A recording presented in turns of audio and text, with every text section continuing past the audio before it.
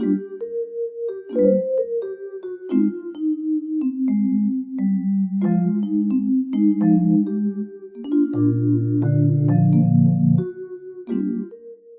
speech, I didn't really prepare much.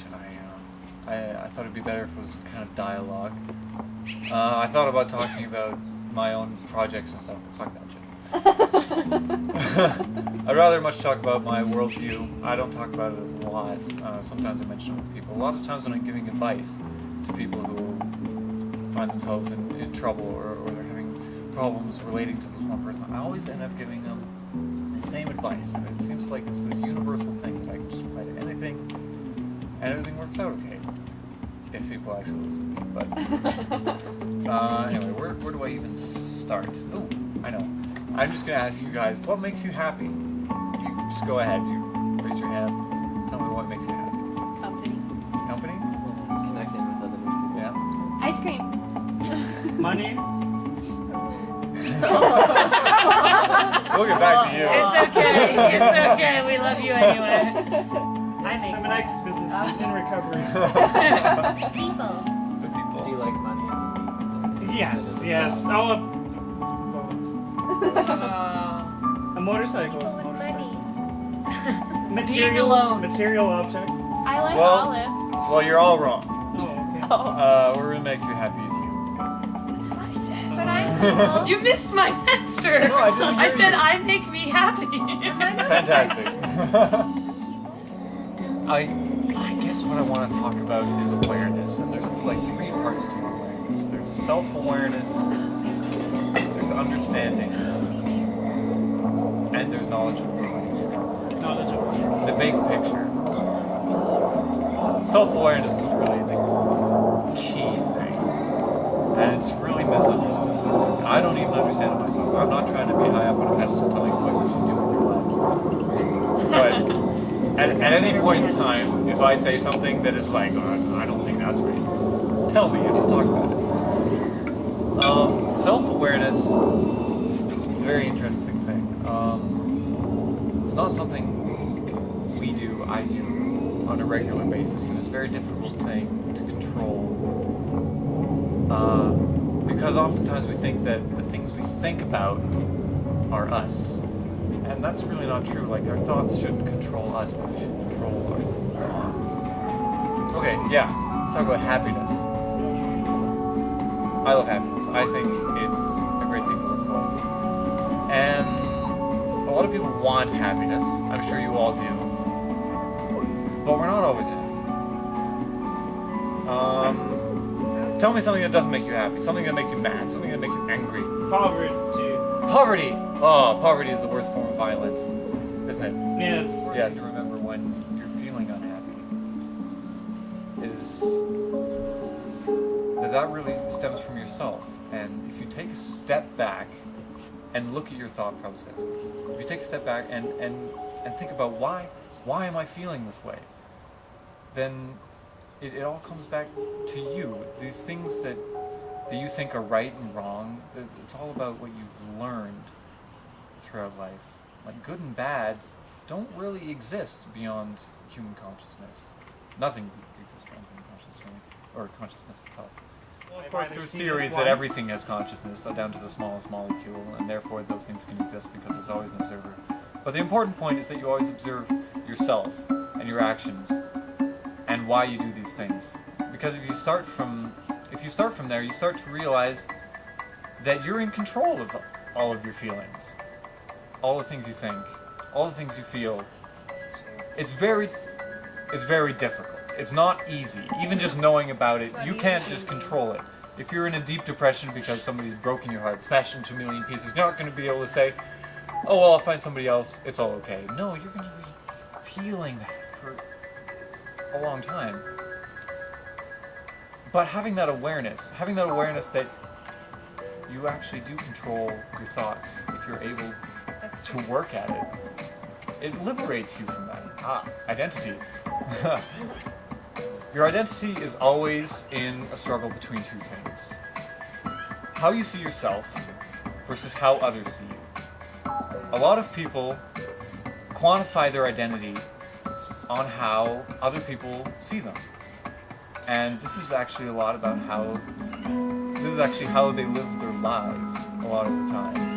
It's like I'm gonna do this so that other people think this about me. Or and a lot of jobs actually only rely on other people's faith in that yes, you are that person. Like you're the CEO because everybody thinks you are. And actually that applies to so many things. A lot of things are faith-based. Money is faith-based. Money only has value because we think Because it we does. believe in it. Mhm. Yeah. Yep. It's just random pieces of paper that don't actually mean anything. Exactly. If Except we if all, neighbor, nobody if we took all it. collectively decided we didn't agree and that money didn't exist, it wouldn't exist anymore. Oh, it would be Yeah. wonderful. It would, but it won't actually happen because people need to control other people. Well, yeah, you're right and wrong there. Guidance. Thinking that way makes it true. Yeah. I like to think that if we have good conversations like this and open each other's minds, that perhaps we can evolve to a point where we don't need a lot of these things. We don't need money. That we can base things upon everyone's well-being, the greater good for all people. And a lot of the way our system works isn't based around this. It's all about money for the sake of money, power for the sake of power. The people in government, they don't give a shit about us. They don't. I mean, you think there's liberal and there's conservative, there's these 2 points and they represent like 50% of the population. It's bullshit. There's so many different points of view. There's so many different things that people need. But really, the purest form of happiness is being happy for no reason at all. And that comes from living in the moment, in the now.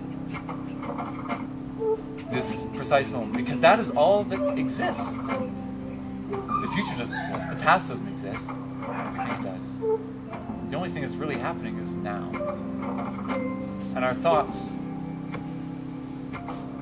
throw this all out of order. We think about the future. We worry about the future. We think about the past. Oh, if only I'd done this. If only I'd done that. You need to accept those things. The past, especially. Once you've accepted the past and everything that's happened, and you're just like, that's the way it is, and I can't change it. Then maybe you can start living the now. And there's a lot of ways to experience the now. Music is an important way, I think. Dance, moving yourself, thinking about nothing else, experiencing the now. But really, once you master a thing that you love, you can use that to. You ever have that feeling like, oh, I feel so alive right now. Usually, it's when you're doing the thing you love. And you don't think about the past, you don't think about the future. You're just thinking about what's going on right now and you're appreciating it in its fullest. And But like there's a false Labyrinth, the dichotomy. never-ending story. If something's not good, it's evil. If you're not Christian, you might be Satanist. These are all part of the same thing. Once you step back, you start seeing a bigger picture. If you can keep stepping back, everything is just one thing. And if we're all just one thing, why are we being shitty to each other? I'm being mean to myself, basically, if I punch someone else. So if people think about, the poverty in Africa and the starving, it doesn't affect me. That's not true in a metaphysical sense, and it's also not true in a very real sense, because poverty and suffering and those things, violence really stems from that. Violence, anger, lashing out. If you get a group of people who are angry, they're going to cause other people harm. Maybe us. But of course, if everybody was happy, how would we even know what evil was? There's all these dichotomies. There's the towers. There's the yin and yang, where the black is with the light, and the black is within the light. And it's all so very complicated. I'm no expert, but I like to talk about these things. And I feel like people don't talk about these things enough, because people are always thinking about the success they want to have. I'll be happy once I have success. That's just the biggest fairy tale. Because once you get there, what next? There's still just you, and there's people that adore you, maybe, and that can give happiness to a certain extent.